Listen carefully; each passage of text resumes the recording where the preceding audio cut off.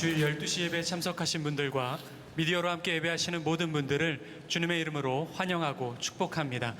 이 시간 참부모이신 하나님께 다 함께 자리에서 일어서서 찬양하며 예배 자리로 나아가겠습니다.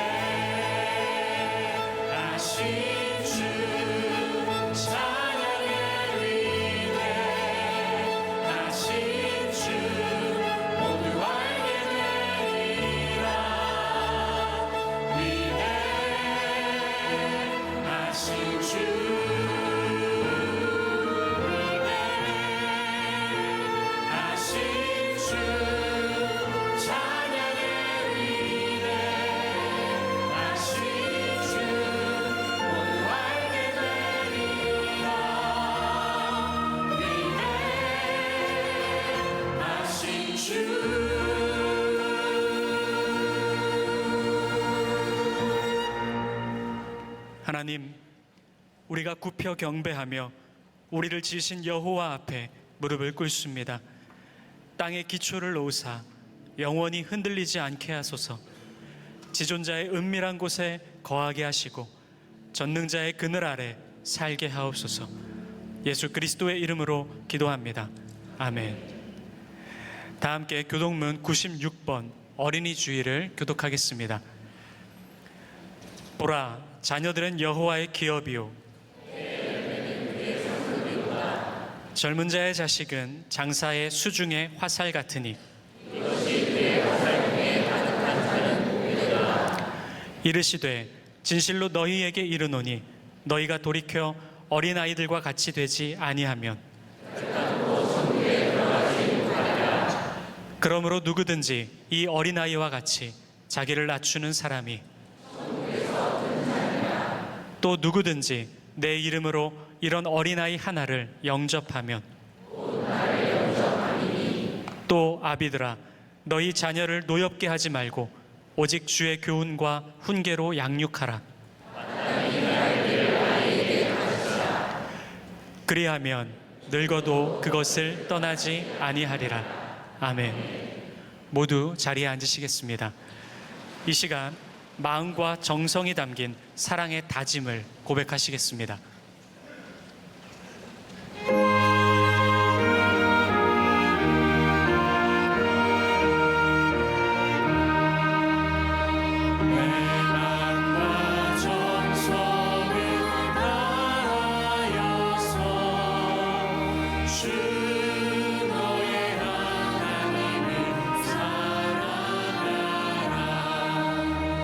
내 몸을 안기고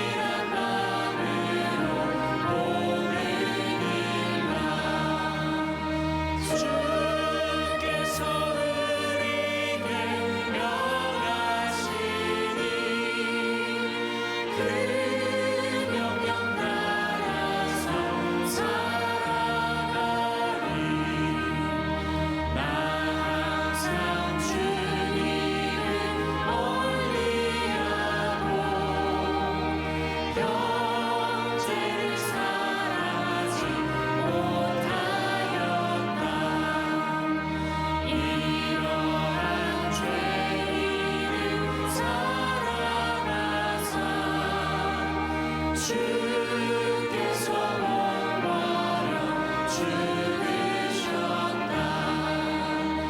소중히 그 사랑 나를 이고 내 생명 나눠줘 충성하리. 기도하시겠습니다. 아빠 하나님, 무게감에 짓눌린 우리도 무게를 잡고 살아가는 오늘의 나도 5월의 오늘을 기다렸던 시절을 기억합니다. 사랑받고 싶었고 작은 것에 웃었으며 친구의 고사리 손에 무언가를 건네며 해맑을 수 있던 그때가 그립습니다. 그러나 아버지, 자라난 지금의 우리는 이웃의 시선을 외면하기에 바쁩니다. 여운에 초조하고 타인과의 어울림을 부대낌이라 여기며 도피합니다. 이런 어른된 자녀들을 불쌍히 여겨 주옵소서. 여전한 부모의 손길로 하늘의 낙과 정겨움을 회복하고 싶습니다. 철듦이 삭막함이 되지 않게 하시고 박식이 교만으로 돋치지 않게 하옵소서. 세상에서 하나님 나라 벌판 달리듯 숨가쁘고 싶으니 우리에게 복음의 신을 신겨주소서. 오늘 박혜신 목사님을 통해 하나님의 말씀을 듣습니다. 영원히 어린 자녀들에게 품을 허락하여 주시고 이 땅 가운데 우리 아빠의 이름을 뽐내게 하소서. 앞서 하늘 아버지를 자랑하신 아들 예수 그리스도의 이름으로 기도합니다. 아멘.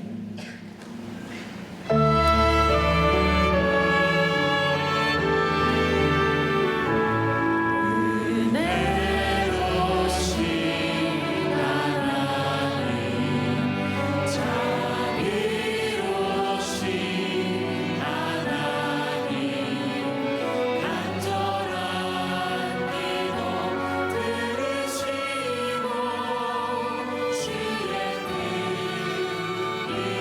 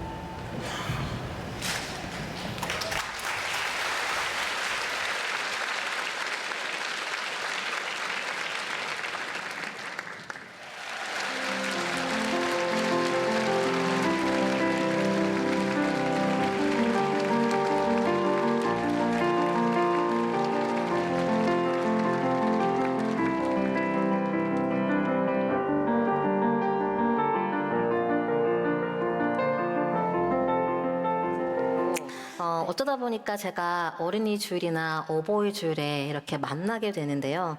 제 입장에서는 목사님이 이 절기니까 박 목사가 하면 좋겠다 하지만 적잖이 부담도 있습니다. 왜냐하면 저에겐 생물학적인 자녀는 없기 때문입니다. 그래서 부모의 찐마음을 잘 알지 못합니다.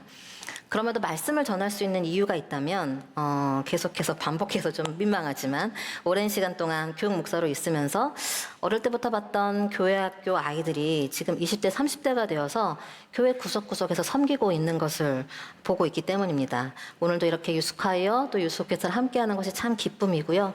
이 아들이 훌쩍 자라서 또 아름다운 믿음을 소유한 것을 보면서 기쁨을 느끼는 저를 보니 제가 육신의 부모는 아니지만 영적인 부모는 맞는 것 같구나 라는 점에서 조금의 자신감을 갖고 이 자리에 섰습니다. 그리고 또 하나의 이유가 있다면 오늘 주제가 부모라기보다는 자녀입니다. 사실 여기 있는 우리 모두가 부모는 아니지요. 점점 사회가 다양화되면서 부모의 자리가 필수 요건은 아니게 되었습니다. 그러나 우리 중 누구도 자녀가 아닌 사람은 없습니다. 우리 모두는 자녀입니다. 말씀을 준비하면서 입에서 계속 맴도는 노래가 있어서 소개하려고 해요. 어렸을 때부터 저희 아버지와 함께 가요 무대를 즐겨 시청했는데 그 시절의 노래입니다. 아마도 여기 계신 분들 중에서는 아시는 분들도 있을 텐데요. 가사를 생각하면서 그리고 옛날의 감성을 기억하면서 잠시 들어보겠습니다.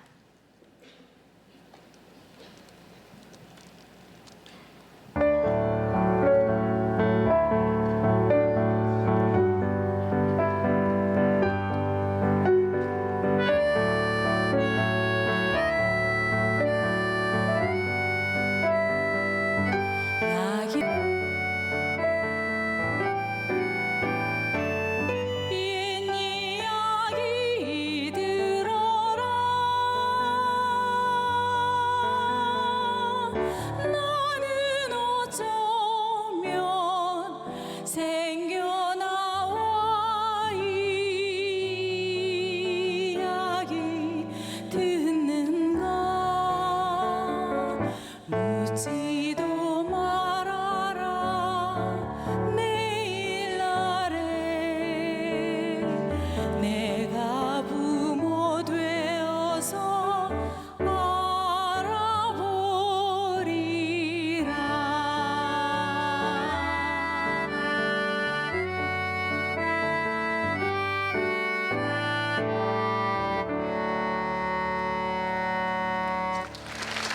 감사합니다. 어제 토요 예배 10시, 12시까지 3번 불러주시는데 너무너무 감사합니다. 여러분들 함께 이렇게 부르실 때 고개 끄덕끄덕 하셨던 분들도 계실 거고 또 처음 듣는 분들도 계실 텐데요. 이 노래의 가사는 김소월의 시에서 가져왔습니다. 그중 나는 어쩌면 생겨나와 이 이야기를 듣고 있는가, 즉 존재의 근원에 대해서 묻고 있는 이 질문은 부모와 자녀 사이의 관계에 대해 설명합니다. 하나님은 우리를 이 땅에 보내실 때 그냥 보내지 않고 엄마, 아빠를 통해 존재하게 하셨기 때문입니다. 이처럼 태초에 아담과 하와를 제외한 모든 인류의 존재 방식은 자녀입니다. 심지어 예수님도 그랬습니다.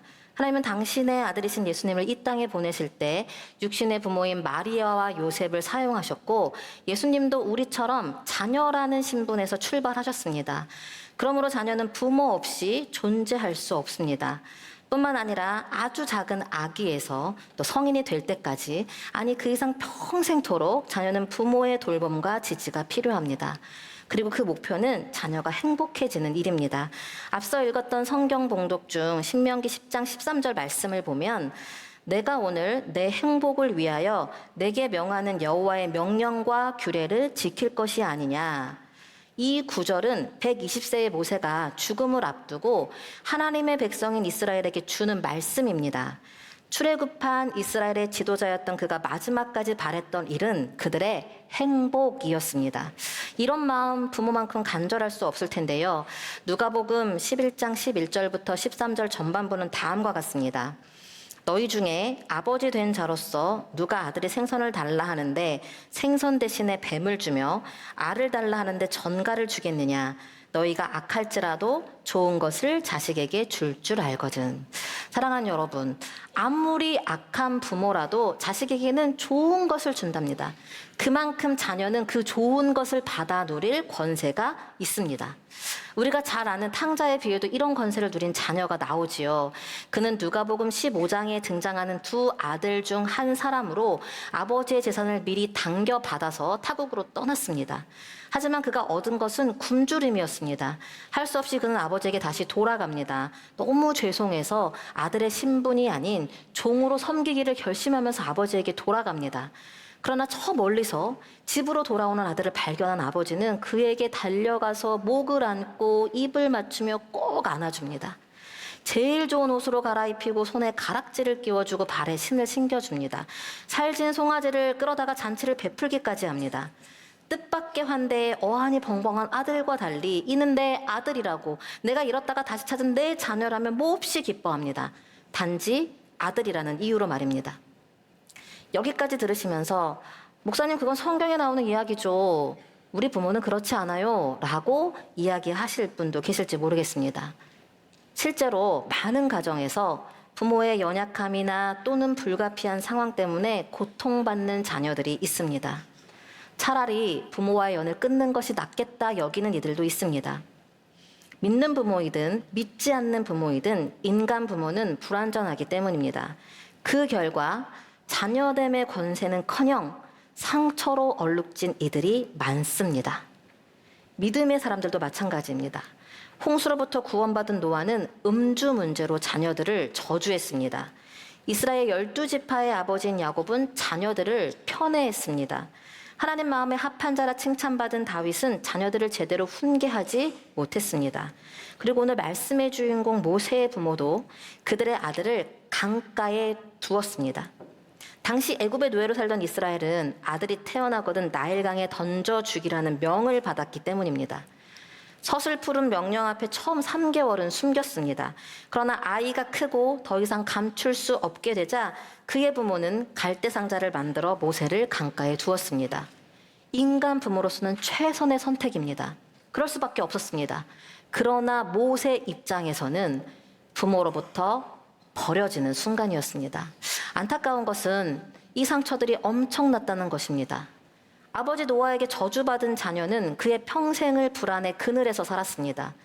아버지 야곱에게 편애를 당한 자녀들은 동생 요셉을 팔아버리는 인신매매단이 되었습니다. 다른 사람의 아내를 탐하여 자녀들의 동일한 잘못에 대해 당당하지 못했던 다윗은 결국 아들의 반역을 맞닥뜨리고 말았습니다. 그리고 어릴 때 버림받은 모세는 80세의 노인이 되기까지 장인어른의 양떼를 치는 자기 삶이 아닌 다른 이의 삶을 살고 있었습니다. 이들의 상처는 쓰디쓴 열매를 가져왔습니다. 여러분은 어떠십니까? 자녀됨의 권세를 누리고 계십니까? 아니면 상처로 얼룩져 있습니까? 확실한 것은 불완전한 인간 부모는 그들의 자녀에게 충분한 자녀됨의 권세를 줄 수 없다는 겁니다. 자녀를 위해 가장 좋은 것으로 또 그들의 행복을 위해 최선을 다하지만 우리의 부모 역시 죄성을 가진 연약한 인간이기 때문입니다. 그러나 참 부모이신 하나님은 다릅니다. 그분은 우리에게 완전한 자녀됨의 권세를 주실 수 있습니다. 왜냐하면 우리를 지으신 창조주이시기 때문입니다. 그러므로 여러분, 우리의 자녀됨은 하늘 아버지이신 하나님으로부터 온 것임을 기억하십시오. 믿는 자와 믿지 않는 자의 차이가 있다면 우리의 참 부모이신 하나님을 아느냐 모르느냐에 달려 있습니다. 이 하나님을 안다면 우리의 행복을 그토록 원하시는 아버지 하나님 안에서 자녀됨의 권세를 누릴 수 있습니다. 모세가 그랬습니다. 그의 인생은 아버지 되시는 하나님을 인식한 그때부터 제대로 시작되었기 때문입니다. 오늘 저는 이와 같은 모세의 삶을 통해 어떻게 그는 상처로 얼룩진 인생에서 진정한 자녀됨의 권세를 누리는 자가 되었는지 그 비결을 함께 나눠보려고 합니다. 혹시 모세에 대해서 잘 모르시는 분들이 있거나 처음 듣는 분들이 계시다면 오늘 말씀을 듣고 집에 돌아가셔서 출애굽기를 읽으시면 잘 이해가 될 것입니다. 그럼 구체적으로 살펴보겠습니다. 먼저 모세가 자녀됨의 권세를 누린 첫 번째 비결은 그의 떨기나무에 주목했기 때문입니다. 앞에서도 언급했지만 출애굽기 3장의 모세는 육체의 나이로 볼 때 할아버지였고 그는 아직도 광야 이곳저곳을 다니며 장인어른의 양떼를 치고 있었습니다. 인간적인 생각으로는 모세가 안타깝게 느껴집니다. 그는 여기 오기 전까지 애굽의 왕자였지만 지금은 미디안 광야에서 40년을 양치기로 살고 있습니다. 그런 그가 떨기나무에 불이 붙었으나 그 나무가 사라지지 않는 광경을 보고 신기하여 그 앞으로 갑니다. 불이 붙으면 나무는 재가 되어 없어져야 하는데 그대로 있는 게 궁금합니다. 출애굽기 3장 3절입니다. 이에 모세가 이르되 내가 돌이켜 가서 이 큰 광경을 보리라. 떨기나무가 어찌하여 타지 아니하는고 하니. 여기서 중요한 것은 이런 모세를 보시고 하나님이 그의 이름을 부르셨다는 겁니다. 여호와께서 그가 보려고 돌이켜 오는 것을 보신지라. 하나님이 떨기나무 가운데서 그를 불러 이르시되 모세야 모세야 하심에 그가 이르되 내가 여기 있나이다. 이 장면은 너무나 유명한 것으로 모세가 하나님을 만나는 순간입니다. 그런데 그 시작이 불붙은 떨기나무를 지나치지 않은 데 있습니다. 평상시와는 다른 신비함에 모세는 주목했고 그곳에서 그는 그를 부르시는 하나님의 음성을 듣습니다. 저는 이 부분을 묵상하면서 하나님의 행동을 유심히 보게 되었습니다. 모세와의 만남을 준비하고 계셨기 때문입니다. 사랑하는 사람을 만나기 위해 정성을 다하는 것처럼 하나님은 모세가 다니는 그 길을 미리 확인하셨고 그의 이목을 끌기 위해 떨기나무에 불을 붙이셨습니다. 그리고 모세가 반응하자 그때 나타나셨습니다. 저는 이런 하나님이 참으로 인격적으로 느껴집니다. 지금 나오는 그림은 영국의 화가 윌리엄 헌트의 작품으로 요한계시록 3장 20절을 바탕으로 그린 그림입니다. 볼지어다 내가 문 밖에 서서 두드리노니 누구든지 내 음성을 듣고 문을 열면 내가 그에게로 들어가 그와 더불어 먹고 그는 나와 더불어 먹으리라. 이 말씀처럼 하나님은 문 앞에 계십니다. 문을 벌컥 열지 않으십니다. 먼저 두드리시고 우리가 문을 열면 그때 들어오시려고 기다리고 계십니다. 모세를 만났을 때도 마찬가지였습니다. 양치기로 살던 모세의 삶으로 가셔서 그에게 떨기나무로 노크하셨습니다. 그 노크에 모세가 반응했을 때 만남은 이루어졌습니다. 처음에 저는 이런 하나님이 이해가 되지 않았습니다. 어떻게 모세를 80세까지 내버려 두실 수 있을까? 더 빨리 만나 주셨어야 되는 거 아닌가? 하지만 모세와의 만남을 준비하신 하나님의 행동을 보면서 그 전부터 모세의 삶을 계속 두드리셨을 하나님이 상상이 되었습니다. 출애굽기 3장 4절을 다시 보면 여호와께서 그가 보려고 돌이켜오는 것을 보신지라. 여러분, 이 문장에서 하나님이 모세를 지켜보고 계시는 것이 느껴지나요? 그의 삶을 두드리시고 그가 문을 열기를 기다리신 하나님은 이전에도 수도 없이 노크하셨던 것 같습니다. 혹시 이번에도 모세가 반응하지 않으면 어떡할까 노심초사하면서 말입니다. 그런데 모세가 이 두드림에 응답했고 이때부터 그는 다른 이의 삶이 아닌 자기의 인생, 즉 이스라엘을 애굽으로부터 구원하는 출애굽의 지도자로 살기 시작합니다. 그러므로 우리에게 보여지는 떨기나무에 주목하는 일은 참으로 중요합니다. 하나님의 손짓을 발견하기 때문입니다. 이를 어려운 말로 섭리라고 하는데 국어사전은 세상과 우주를 다스리는 하나님의 뜻이라고 풀이합니다. 특이한 것은 하나님의 섭리는 우리를 멈추어서 돌이켜보게 하는 능력을 갖고 있습니다. 모세가 이 큰 광경이 무엇인지 보아야겠다고 한 것처럼 지금 우리에게 일어나는 일들이 도대체 무슨 의미인지 알아야겠다는 마음을 품는다면 그것이 하나님의 섭리입니다. 따라서 섭리는 우리가 이해할 수 없습니다. 오히려 하나님 도대체 무엇입니까? 왜 이런 사람이 제게 있습니까? 왜 이런 일들이 제게 일어납니까? 왜 이런 상황을 허락하십니까? 하며 왜를 묻게 합니다. 그래서 혼란스럽습니다. 하지만 이러한 섭리가 은혜인 것은 그것이 우리를 돌이켜 하나님을 발견하게 하는 떨기나무가 되기 때문입니다. 더 중요한 것은 모세가 그러했듯 하나님은 떨기나무를 통해서 우리를 만나주시고 자녀됨의 회복이 일어나는 놀라운 결과로 우리를 인도하신다는 겁니다. 이 회복이 어떻게 일어났는지 하나님과 모세의 대화가 있는 출애굽기 3장 10절에서 12절을 보면 참 재미있습니다. 하나님은 모세를 만나자마자 처음부터 가지고 계셨던 그의 사명, 이스라엘의 구원을 이야기합니다. 애굽의 노예로부터 그들을 건져내기 위해 모세를 사용하시겠다는 거죠. 그런데 모세의 반응이 마치 사춘기 자녀가 부모에게 하듯 내가 누구이기에 바로에게 가며 이스라엘 자손을 애굽에서 인도하여 내리이까 하며 심드렁합니다. 이런 모세 충분히 이해가 됩니다. 어릴 때 부모로부터 버려진 모세는 자신의 정체성으로 늘 혼란스러웠기 때문입니다.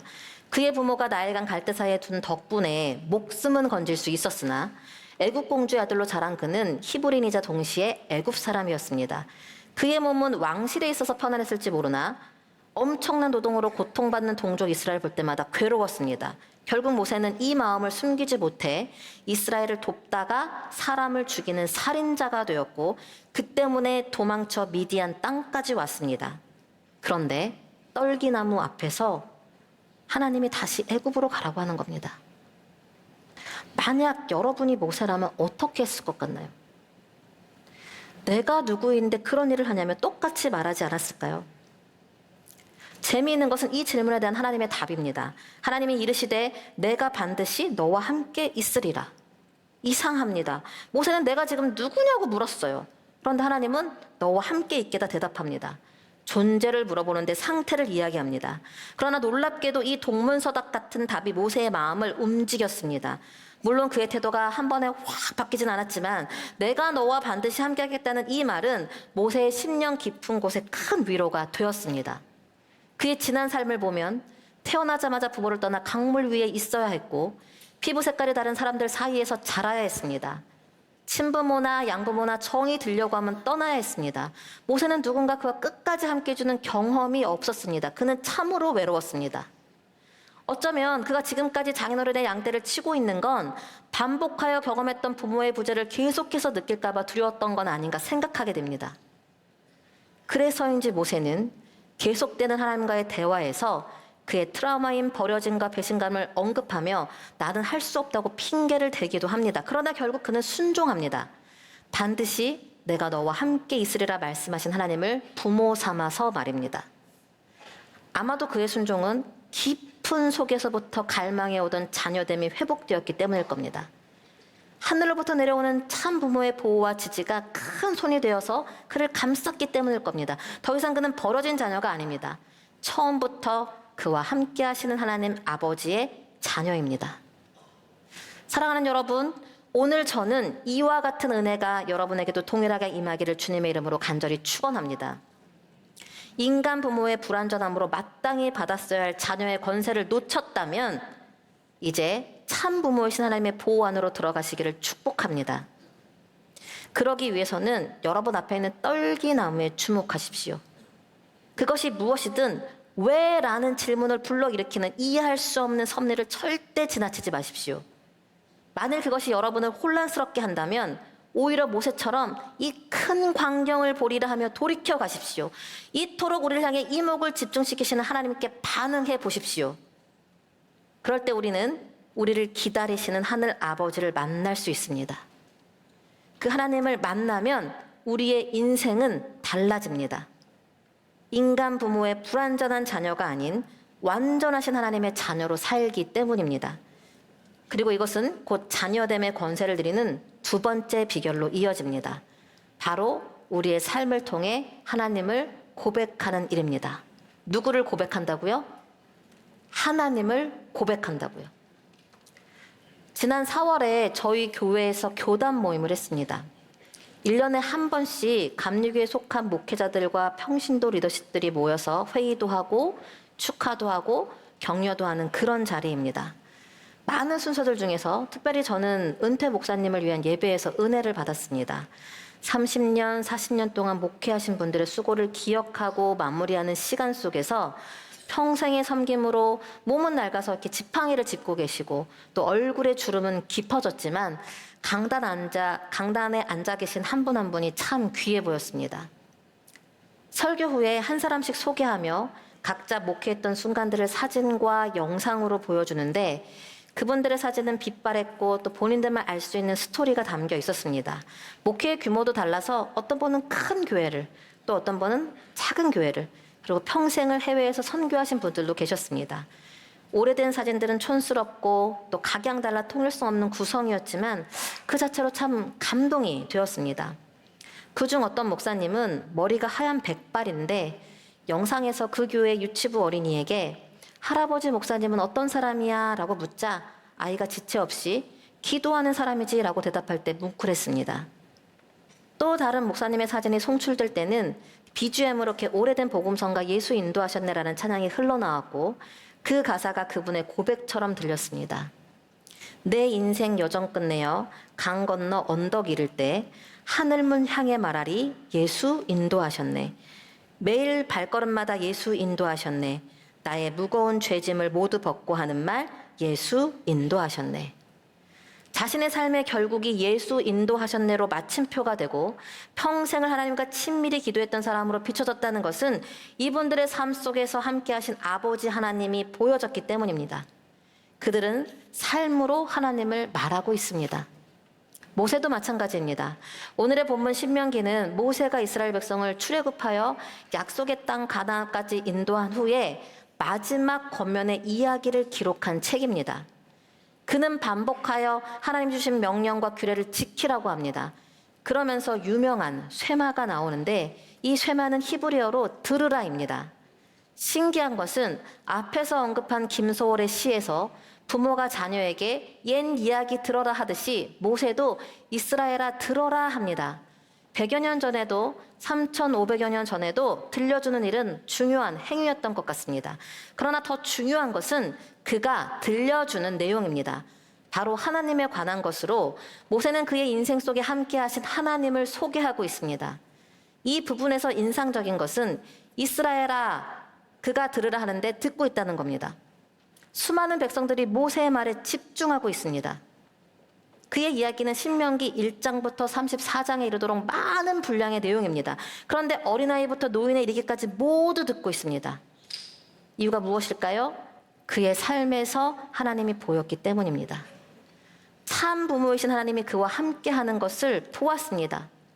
이런 그가 하나님을 어떻게 정의하고 있냐면 이스라엘아 들으라 우리 하나님 여호와는 오직 유일한 여호와이시니 라고 선언하고 있습니다. 오직 유일한 여호와라는 이 표현은 성경 66권이 말하고자 하는 하나님에 관한 가장 정확한 내용입니다. 하나님은 이 진리를 알려주려고 태초부터 지금까지 역사하고 계십니다. 천지를 창조하시고 당신의 형상으로 우리를 만드신 하나님은 오직 유일한 단 한 분입니다. 다른 어떤 것도 하나님을 대신할 수 없습니다. 그러나 아담과 하와 이래로 사람들은 그 자리를 호시탐탐 노렸습니다. 하나님처럼 되고 싶어 선악과를 먹었고 하나님처럼 되고 싶어 바벨탑을 쌓았습니다. 또 하나님처럼 되고 싶어서 온갖 우상을 숭배했습니다. 많은 신들을 섬긴다는 것은 그 신들까지도 좌지우지하려는 인간의 교만입니다. 하지만 이러한 교만은 실패할 수밖에 없습니다. 왜냐하면 우리는 하나님이 아니기 때문입니다. 단지 피조물입니다. 그런데 하나님이 우리를 자녀 삼아 주셨습니다. 누구보다 우리의 행복을 간절히 바라는 참 부모로 말입니다. 모세는 이런 하나님을 생생히 체험했습니다. 그를 통해 애굽에 내린 10가지 재앙은 오직 유일하신 하나님이 애굽의 우상과 어떻게 다른지 보여주었습니다. 또한 홍해 바다를 가르시고 반석에서 물을 내시며 매일 아침 만나를 주시고 불기둥과 구름기둥으로 이스라엘을 인도하신 하나님은 어떤 부모보다 완벽한 돌봄으로 그들을 살피셨습니다. 하나님은 이토록 신실하십니다. 문제는 저와 여러분입니다. 신실하신 하나님께 불순종할 때가 얼마나 많은지요. 저는 언제부터인가 거울을 볼 때마다 저의 엄마를 발견하는데요. 나이가 들수록 더욱 엄마와 비슷해지고 있습니다. 유전자의 힘은 정말 대단하더라고요. 하지만 저를 자녀 삼아주신 하나님 아버지를 닮는 일은 저절로 되지 않습니다. 이유는 우리의 본성이 죄인이기 때문입니다.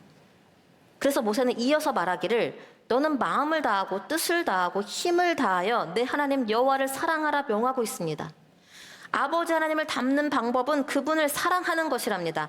죄인에서 자녀의 자리로 가는 것은 하나님을 사랑하는 것입니다. 그것도 마음과 뜻과 힘을 다하여 하나님을 사랑하라고 하는데 이 사랑은 단순히 좋아하는 것을 넘어서는 겁니다.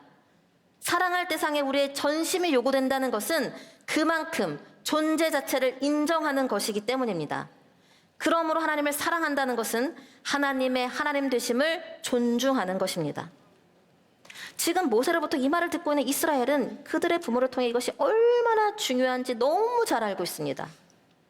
그들의 부모는 40년 전 애굽을 탈출한 세대로 시내산에서 하나님의 자녀가 되기로 약속했었습니다. 그러나 수십 번 변심하지요. 배가 고파서, 목이 말라서, 불안해서, 기다릴 수 없어서. 매 순간 하나님을 인정하지 않았던 그들은 불평과 원망을 일삼으며 급기야 하나님이 주실 약속의 땅에 대해서도 거절하며 거부했습니다. 그들은 하나님을 존중하지 않았습니다. 때마다 무시했습니다. 그러니 어떻게 그분의 자녀됨을 누리겠습니까? 결국 출애굽 세대는 가나안 땅에 들어가지 못했습니다. 모세도 들어가지 못했습니다. 그도 어느 한순간에 하나님 자리를 차지했었기 때문입니다. 그런데 지금 이스라엘이 모세의 말에 귀 기울여 듣고 있습니다. 실수하고 실패하기도 했지만 그때마다 모세는 하나님 앞에 무릎 꿇어 엎드렸기 때문입니다. 심지어 그는 하나님을 거부한 출애굽 세대의 죄를 대신하여 간구했습니다. 자신의 이름이 생명책에서 지워져도 좋으니 하나님이 이끄신 이 큰 구원을 돌이키지 말아달라며 그분의 영광을 위해 기도했습니다. 모세는 그와 이스라엘이 누구에게 속했는지를 분명히 알았던 겁니다. 이런 모세가 하나님을 우리 하나님이라고 말합니다. 다시 한번 신명기 6장 4절을 보면 이스라엘아 들으라 우리 하나님 여호와는 오직 유일한 여호와이시니. 모세는 신명기에서만 이 표현을 128번이나 사용하고 있습니다. 아마도 그의 말을 듣고 있는 이스라엘은 우리 하나님이라고 말하는 모세를 통해 힘을 내지 않았을까요?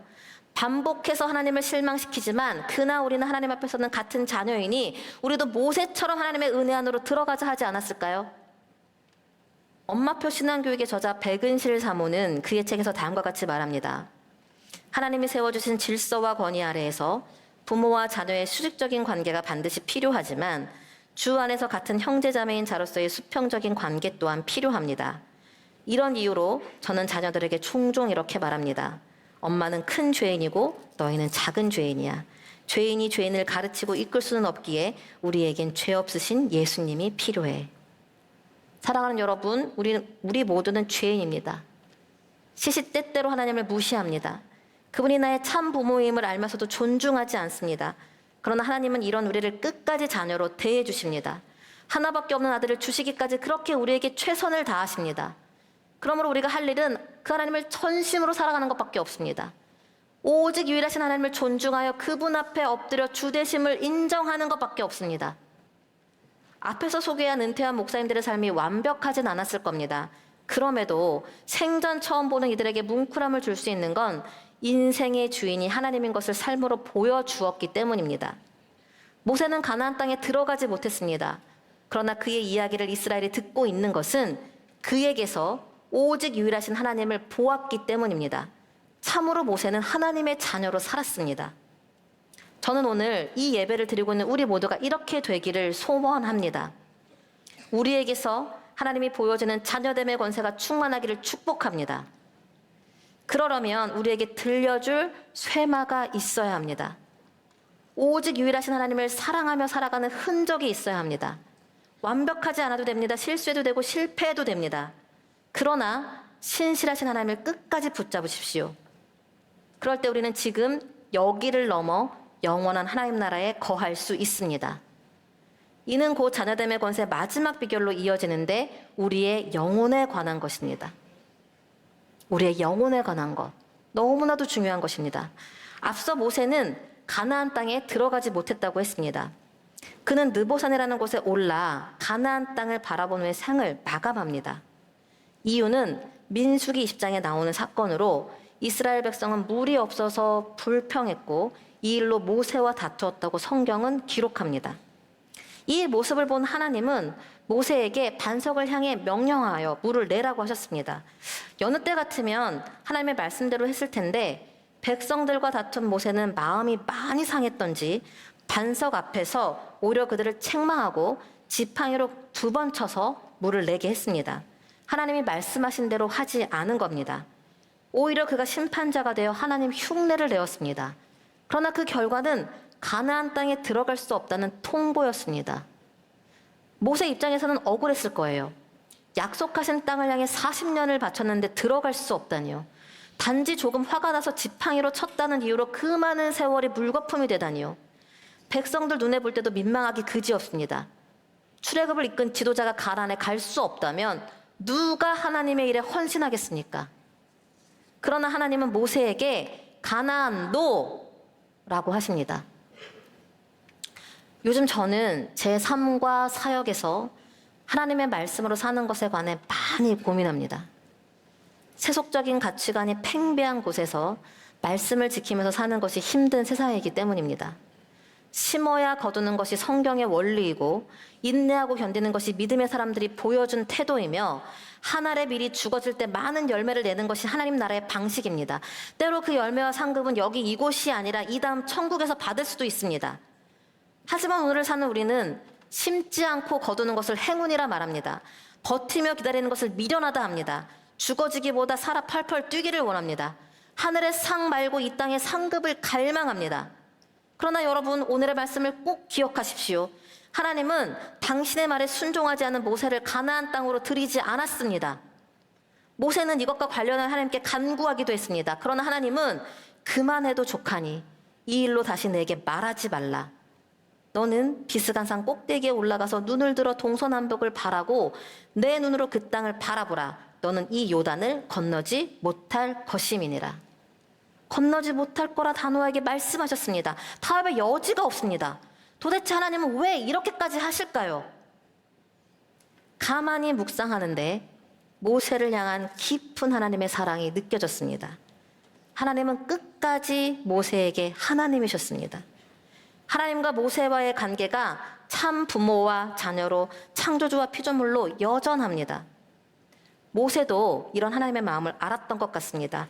그래서 느보산에서 죽습니다. 그의 마지막을 기록하고 있는 신명기 34장 7절을 보면 모세가 죽을 때 나이 120세였으나 그의 눈이 흐리지 아니하였고 기력이 쇠하지 아니하였더라. 여러분, 그의 육체는 멀쩡했습니다.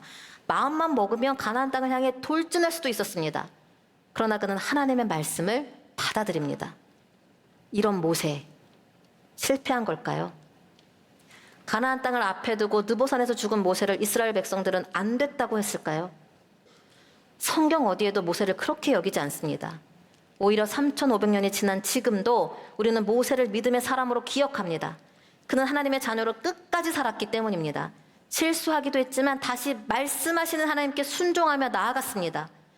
그러므로 느보산은 우리로 하여금 끝까지 하나님의 자녀로 살게 하는 안전장치입니다. 오직 유일하신 하나님을 인정하며 사는 것이 얼마나 중요한 것이 깨닫게 하기 때문입니다. 그러나 당장 눈으로 보기에는 가나안과 비교되지요. 그래서 우리를 실패자인 것처럼 여기기도 합니다. 하지만 그것이 우리를 하나님의 다스림 가운데로 인도하니 축복입니다. 모세는 그 축복을 받아들였고 그의 영혼은 영원하신 하나님과 함께합니다. 그러므로 여러분의 삶에 느보산같이 여겨지는 것이 있다면 감사하십시오. 누군가 여러분에게 하나님을 믿는데 왜 당신의 삶은 가나안이 아니죠?